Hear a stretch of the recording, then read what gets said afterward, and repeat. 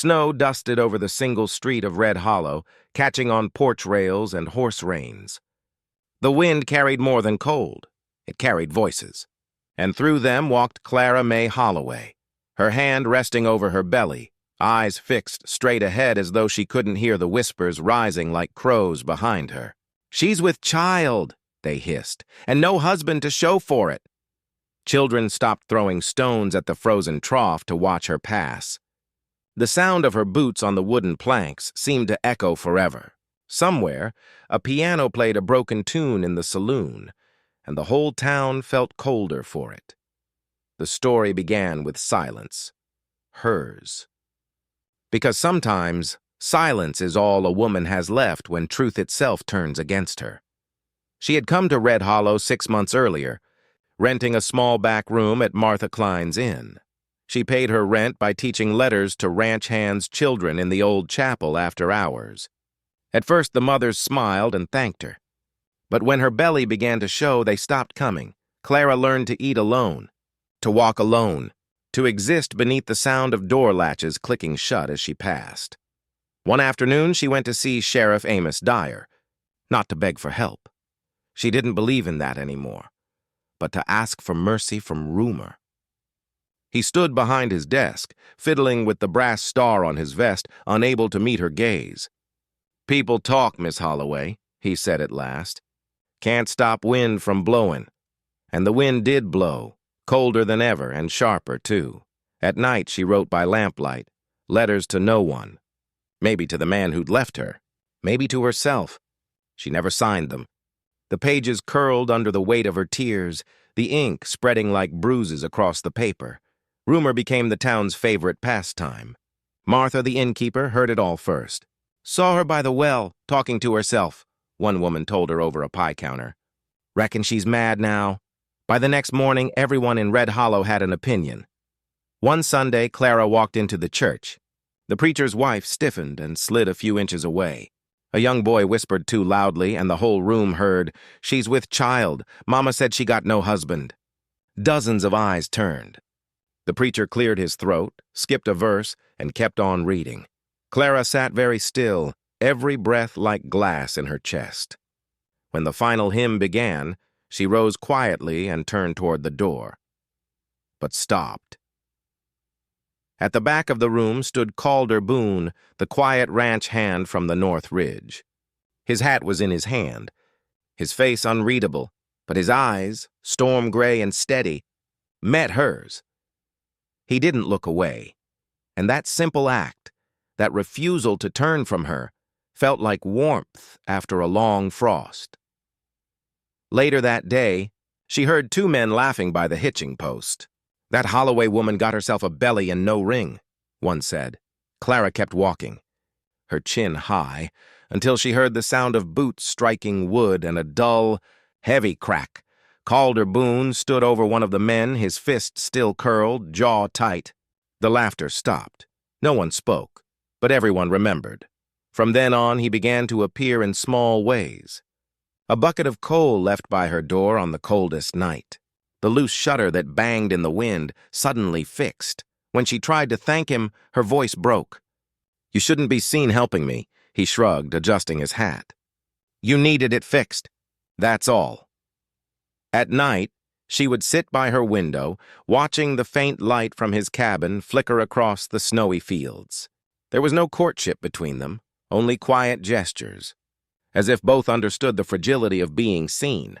Sometimes, she thought she could almost hear him in the distance, the slow rhythm of a hammer, the soft whistle carried on the wind. She didn't know it yet, but the man who barely spoke was the one who would soon stand before the whole town and give her back her name. Winter deepened over Red Hollow, turning the air thin and the nights long. The snow came heavier now, sealing roads and hearts alike. Inside her small room, Clara packed her few belongings, a threadbare shawl, a tin cup, and a stack of letters she'd never send. She folded them carefully like small graves for the words she couldn't speak. Martha knocked softly before entering. Her face carried the weight of pity disguised as practicality. "Clara, they're saying the sheriff might come by tomorrow. Folks don't want no scandal come spring. Clara nodded once. There was nothing left to say. "I'll go before dawn," she whispered. When Martha left, the silence felt alive, full of fear and frost. But sometime near midnight, a heavy knock came at the door. She opened it to find Calder Boone standing there, snow clinging to his coat, his breath white in the dark.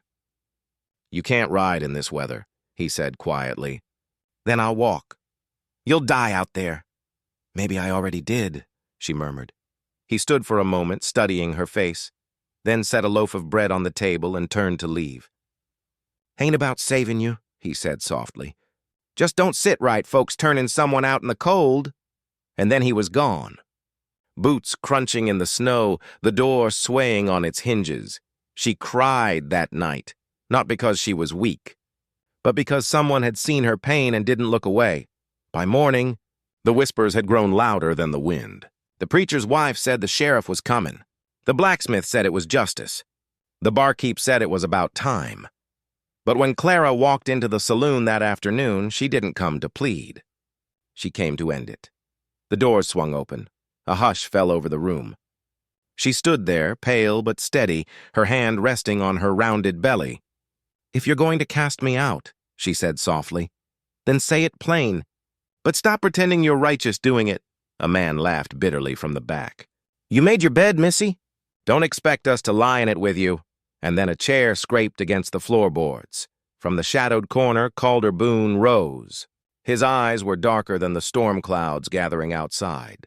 He walked to the center of the room, hat in hand, voice low and clear. "If she's with child," he said, "then it's mine." Every head turned. The laughter died. Even the wind outside went still. Martha gasped. Sheriff Dyer blinked. "Boone, you sure you know what you're saying?" "Reckon I do." Clara froze, her lips trembling. "No," she whispered. "You can't." He looked at her then, not in pity, but in quiet defiance.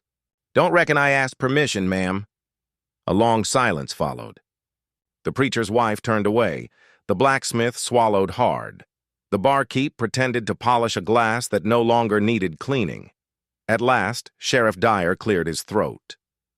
"Ain't no law against a man standing by a woman." Calder stepped closer and took Clara's hand. His voice was calm, almost tender. "She's not leaving this town," he said, "and neither am I." Together they walked out into the falling snow. Windows glowed with curious eyes behind curtains. No one dared speak. The sound of their boots faded slow, like a hymn carried by wind. At her porch, she turned to him, shaking. "You didn't have to do that." "Yeah," he said softly, "I did." Her breath fogged in the cold between them. "Why?"